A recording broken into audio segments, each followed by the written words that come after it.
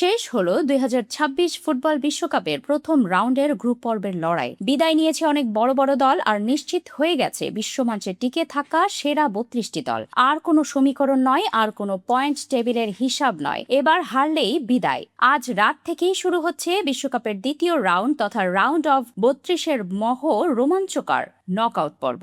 Brazil, Argentina, Portugal কিংবা Germany এই শেষ ৩২-এর লড়াইয়ে কে কার মুখোমুখি হচ্ছে, কোন ম্যাচটি কোন ভেন্যুতে এবং বাংলাদেশ সময় কখন অনুষ্ঠিত হবে, চলুন এক নজরে দেখে নেওয়া যাক সম্পূর্ণ ফিক্সচারটি।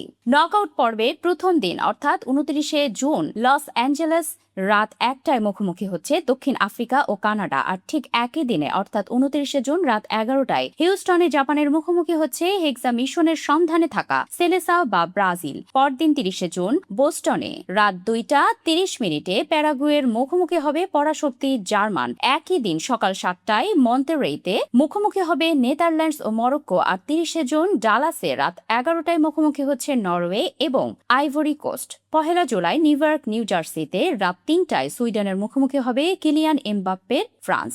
এদিন সকাল ৭টায় মেক্সিকো সিটিতে মেক্সিকোর প্রতিপক্ষ ইকুয়েডর।